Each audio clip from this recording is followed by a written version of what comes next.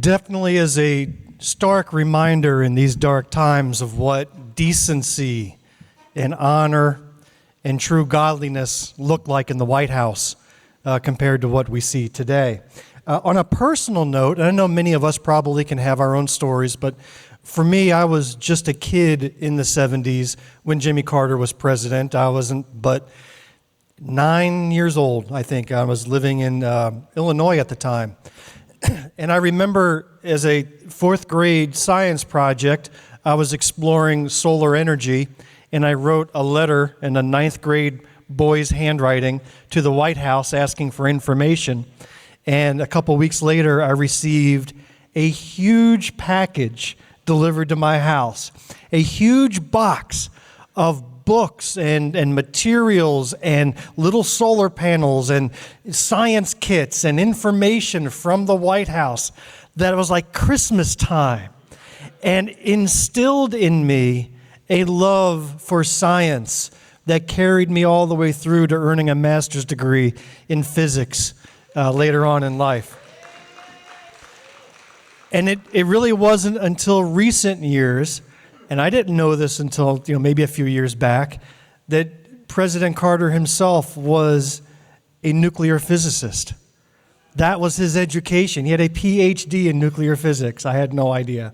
So his kind probably will not be seen like that again. And President Carter, we thank you for your service, and hope you're still looking out for us in any way he can. All right, welcome everybody. I'm so glad to see you here on a beautiful February spring day. It is going to be lovely here in Greenwood, South Carolina, and I'm just tickled to have such a great turnout in an off year in a February, and we have a good agenda for you today. I would like, just by a show of hands, for how many of you is this your first time at our Greenwood County breakfast meeting? Please raise your hand. I see 2, 3, 5. So thank you very much. We do hope you come back. We appreciate you taking a chance on us. And for those sitting at those tables, be nice. And we do want them to come back. Leave a good impression.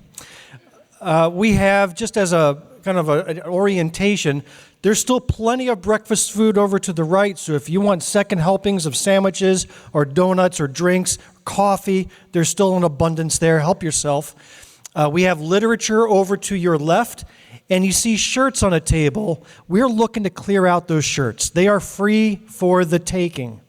Now, the size diversity is not the greatest. Our samples are either like extra small or triple extra large at this point.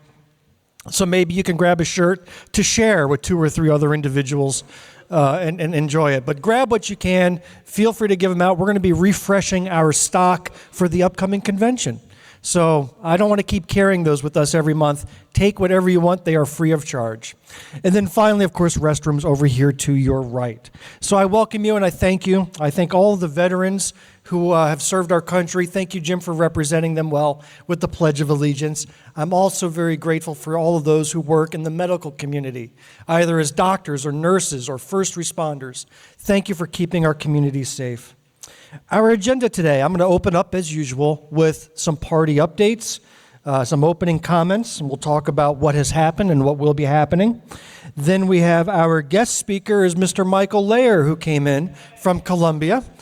You may have heard him on the Black, White, and Blue in the South podcast episode that dropped just last week between Jamil and myself. He was a great guest, and so part 1 released and part 2 will come out on Wednesday, but we thank you for visiting us in person. Can't wait to hear from you. And then I'll wrap up, kind of as I promised last month. We're going to focus on the laws. What legislation is working its way through Columbia that's most likely to affect you and I. And then we should have some time for an open forum where we can take some answers and questions from the audience. First, birthday acknowledgments. We have entered into February, which is Black History Month, but I also want to acknowledge any February babies. Do we have any birthdays to celebrate this month? We do. Raise your hand. We got Pamela back there. Happy birthday. Oh, we have another birthday here. No? Oh, you were just praising the February birthday. Gotcha. Stolen birthday honor happening at that table. I got it. All right, well, I don't know what happened that we only have one birthday in February to celebrate, but we're glad that you get to have it all to yourself. It is the shortest month of the year. As for new literature, you will see at your tables little pink cards like what I have up here on the screen. They were actually called little red cards, but the red ink in my printer just wasn't coming out really well, so I went to pink, and it came out a lot more crisper. As you know, the very first action of this administration was to start to target our Hispanic brothers and sisters, going after what they said were only the violent, illegal immigrants. That has turned out to be a lie. Obviously, we've seen that they have been pulling over, harassing, and detaining Native Americans and seeking their immigration papers. They've been pulling over Puerto Ricans, asking for proof of their citizenship. They've been pulling over people who have served in the U.S. military. So they're going after grandmothers, they're going after children. They're not just targeting violent, illegal immigrants. And so an organization has printed out these cards in multiple languages, by the way, not just in English, not just in Spanish, but these are little cards that are meant to be distributed and handed out and kept on their persons so that if they are encountered by immigration authorities, they know and have some instructions to follow so they know their rights. So there's two different versions of the card. One is in Spanish, one is in English about your rights. And then on the back of each card is English only, but that's meant to be shown or given to the immigration authorities, saying this is how I'm exercising my rights right now. So we want them to at least be armed with the knowledge of what the law allows and does not allow. Please feel free to take them with you, hand them out to whomever you need. If you need more, we can print more. There is a frustration, and that is for sure. And no president has been able to get it right for a very simple reason. No president has the authority to enact laws alone. So when you have a progressive president like Joe Biden who wants to overhaul immigration law, who wants to enshrine DACA protection into law, these are all things on the record, he cannot do so without a significant majority of Congress and Senate. Even when they had the majority, they didn't actually have the majority, not with a Joe Manchin and a Kyrsten Sinema in place that were more Republican than they were Democrat. So you're right, these little pink cards, it's a start. It is a very small start. It is not going to solve the problem of overhauling immigration law. And when you have a president like we have today who opposes DACA, who opposes immigration reform, whose only interest is build the wall and attack, then we got to fight back as little as we can and start somewhere. So consider this just as a start. I have reached out to the Hispanic leaders in our community, and hopefully they weren't able to speak today, but in a future meeting we're going to have them here and talk about some real actions that we can and should be taking. It also is incumbent upon us to find leaders to elect to office, both locally and at the national level, who will fight for what's right. I am not opposed to vetting anybody who enters into our country. You should have vetting. You should not be allowing known criminals, gangs, et cetera, into our country, and they should be taken care of. At the same time, we should not set the bar so high that it takes years and tens of thousands of dollars to achieve immigration legality in our country. Our country is big enough to handle everybody who is seeking refuge. But hey, we have a president who just wants to gut the Constitution and says birthright citizenship is no longer valid. There's got to be stops to that. We'll take the open forum at the end. So I just want to make you aware of those cards at the table. And please, if you know of anybody who might be of use, they might be of use to, hand them out. And if you need more, let me know. We can generate more.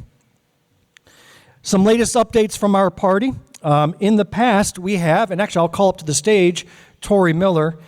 In January, we held an 8th anniversary, I have to imagine, of what was originally called the Women's March, and that was upon the first inauguration of Donald Trump. They rebranded it as the People's March, and all over the country, including the Capitol, the People's March got together to oppose this administration, what they stand for. Tori was a participant at the Greenville one, and she's going to give a few words on what she saw. Make sure you're in the microphone. Thank you. I'm short. Good morning, folks. This was an event that was really exciting. Cynthia and I both went to it, and as you can see from the sides there, everything that we were encountering with it. It was for the Women's March, but plus. We were able to meet in the area where the falls are in downtown Greenville. Unfortunately, we did not get to march because of the fact they could not get a permit to allow for the march. Greenville was afraid there might be some violence. So in line with that, we had 3 speakers: Josh Micklin, ACLU, which we had as a speaker, Catherine Hookey, Spartanburg Democratic position as Bill, J. Renee Bowers, leader of the women's movement, and her daughter. And part of it that we did that day was we actually had several speakers that came up, like the daughter, and give poetry and such. We said some prayers because we knew we were in a situation that prior time was not existing when they marched. And that we have to remember that we got to go forward, not backward. Don't stop. And the one thing they mentioned there, it's every one of us this could affect. Will the march return? Yes.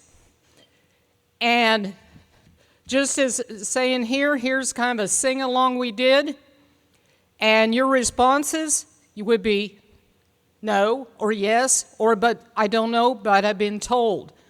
I don't know what I've been told. Your response, I don't know, but I've been told. The people are here, the mighty bold. The people are here, the mighty bold. There's one thing that's clear to me. The people here have unity. Lies and threats do not divide. Note, please. The people standing side by side. What do you want? Justice. When do you want it? Now. Do you want it next week? No. Do we want it next year? No. When do you want it? Now. Do you want it? Right now. So it's time that you, I, and everyone march with this group and realize we can't stop.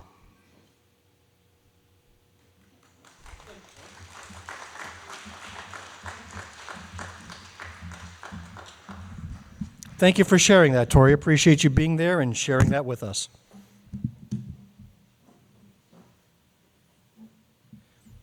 We also were participants in various MLK Junior recognitions this year.